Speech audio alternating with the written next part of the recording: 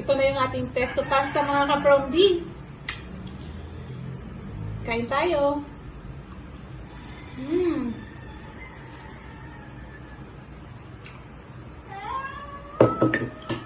Kung i-relate ko siya mga 8/10.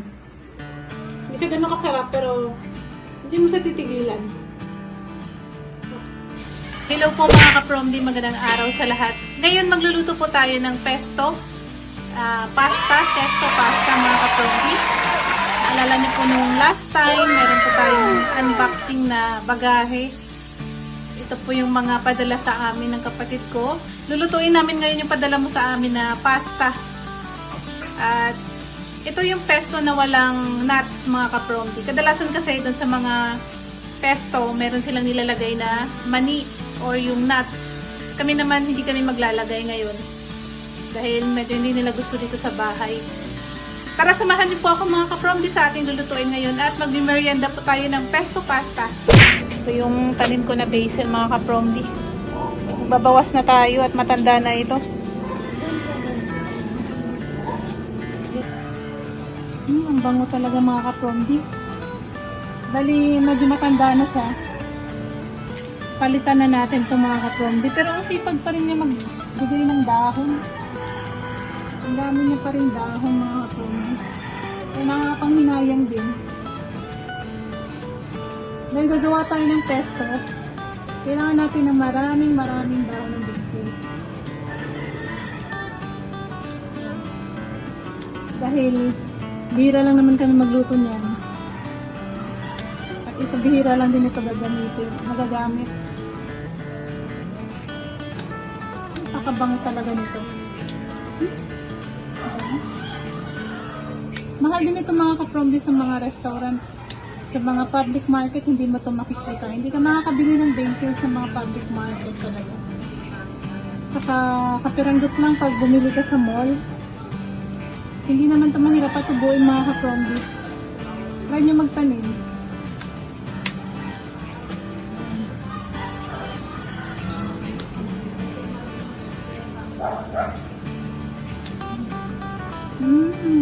Kung naaamoy nyo lang mga ka-promdi, sobrang bango. Sobra. Ito na. Nagdadagdag pa tayo dun sa baba. Ito yung tanim ko na basil dito mga ka-promdi. Buwasan na natin.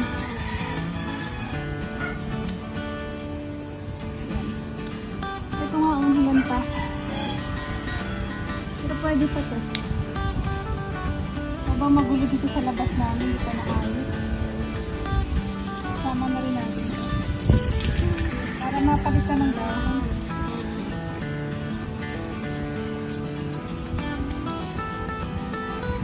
Bango pa rin naman eh.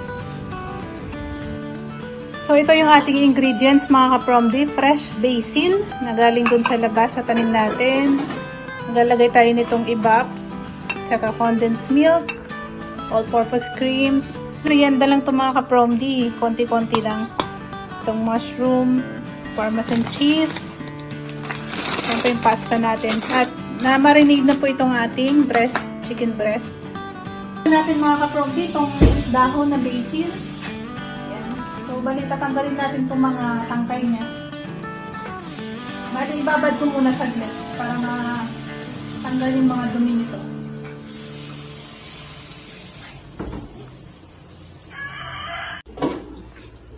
So, yung ating basil, i-blender na natin itong mga ka-promdi.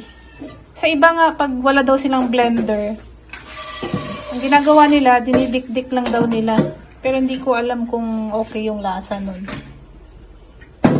Kami, blender lang mga ka-promdi at wala rin kaming food processor. So, mag-blender lang tayo. Yan. Ito, i-blender po natin itong basil mga ka-promdi. Yan, sasamahan natin ito ng itong ating bawang. Sabay-sabay na po. Yan.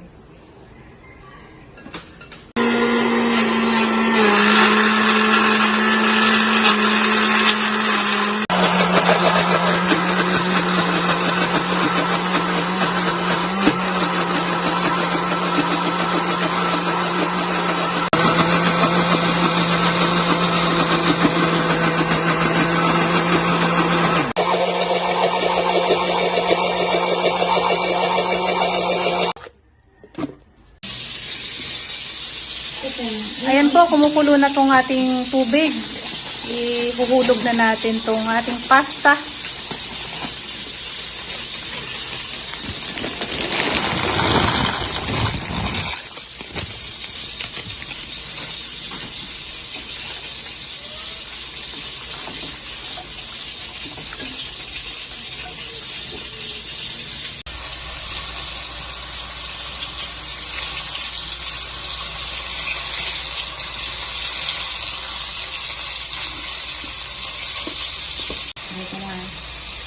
Ilagay na po natin mga ka-promdi yung all-purpose cream sa mahinang apoy lang.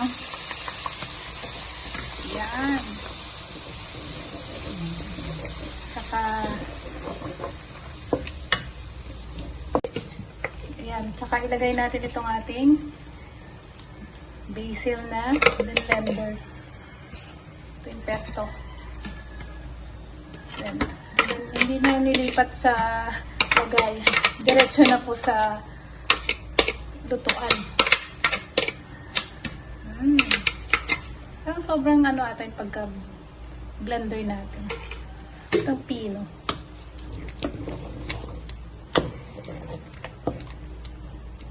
Parang hindi na siya parang matcha na siya. Nasobrahan ng blend.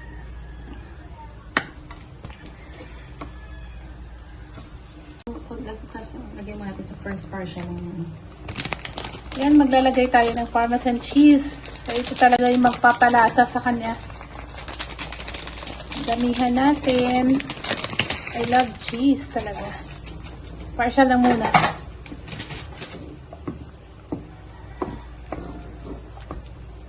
Parang ito kasi mga ka-promdi yung parang Filipino version lang ng pasta.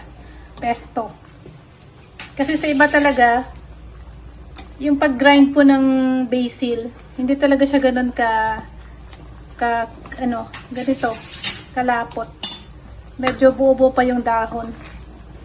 Siyempre dito sa bahay, ayaw naman nila ng ganun.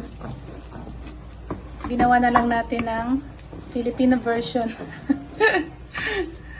Anyway, kami naman po yung kakain. Pero masarap ha. Natikman ko kanina. Pwede pala na lagyan mo ng konting condensed milk.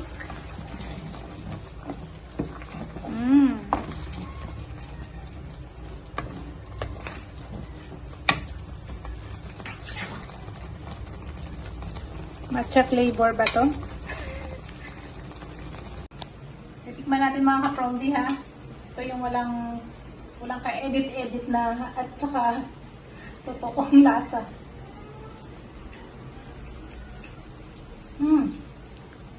Malinamnam siya na matamis. Tsaka yung aroma po ng basil talaga. Masarap. Ilagay na natin mga ka-promdi itong ating pasta.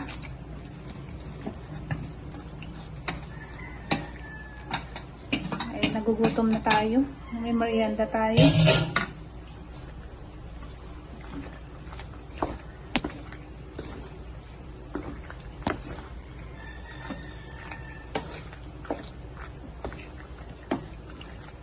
Wow. Pestong-pesto na. May olive oil pa tayong ilalagay. Saka dagdagan pa natin ito ng Parmesan cheese. At toppings na chicken. Saan ka pa? Parang restaurant na yung dating.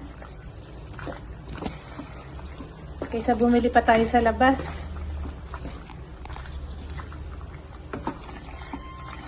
Yay! Sarap! Dagdag tayo ulit mga ka-promdi ng cheese. Yan. Yan talaga yung papalasa. At sarap! Kahit naman mo na ihalo masyado. Alat, asin pa. Yan. Ito po yung ating olive oil. Yan. Lalagay tayo. Ikot. Dagdag pa ito sa lasa.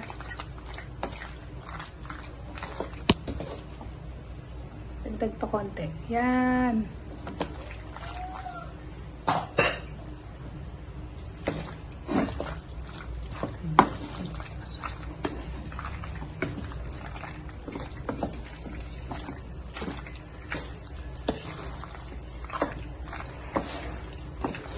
Sarap. Excited na ako. Gutom na.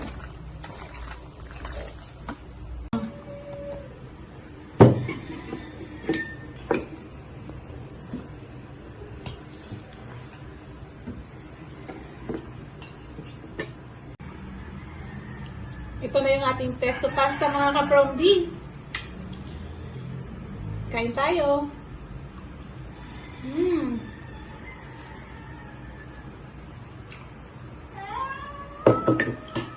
Kung i-relate ko siya mga 8/10. Hindi siya ganun kasarap pero hindi mo siya titigilan. Siyempre ito yung titikman natin.